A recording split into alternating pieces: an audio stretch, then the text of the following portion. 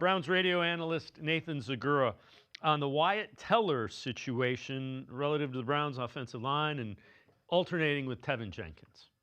I think that, they wanted to get a look at Tevin Jenkins, and I think it caught a lot of people by surprise, myself included, to be perfectly honest with you. I'm a big Wyatt Teller fan. Wyatt Teller's a 3-time Pro Bowler.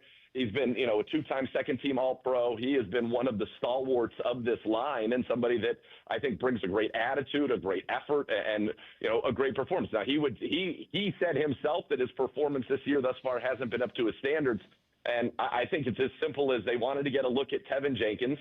Tevin Jenkins, was a former second-round pick of the Chicago Bears, the guy who started about 38 games, but they haven't seen him really play in this system. Now you're going to get that opportunity due to the unfortunate injury to Wyatt, who I thought played really well, Wyatt, in this last game. And I thought Tevin Jenkins did a good job as well against the 49ers.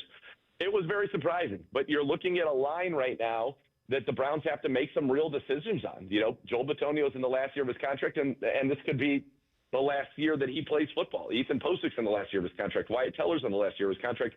Jack Conklin's in the last year of his contract. So you're looking at your starting offensive line and you're saying, what's the future look like? What does this team look like? And I think they're trying to see if perhaps Tevin Jenkins is a guy who would be a little more economical if he's somebody that could be a part of that future for the Cleveland Browns. The other thing you have to determine is this regime coming back? Because if there's a new regime, there's probably a new offense and probably a different skill set that you're looking for not only offensive line, but wide receivers and everything is interrelated. Which is why the front office should be pushing for them to get looks at all these guys, not just Tevin Jenkins. Right now we just know that these guys aren't returning. And if you do get a new offense, it's a new stylistic approach. So you're probably looking for better caliber athletes. And if we got to be honest about the situation, this was once a strong suit of this team. From 2020 through 2022, the offensive line was a top 5 unit in the league. And it's just regressed year over year over year. I know that Wyatt Teller says his performance this year, it's been a couple years, of him sliding back.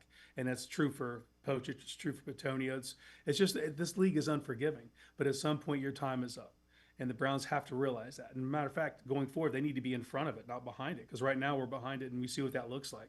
When you put a non-competitive offensive line on the field, it's very hard to be functional in this league.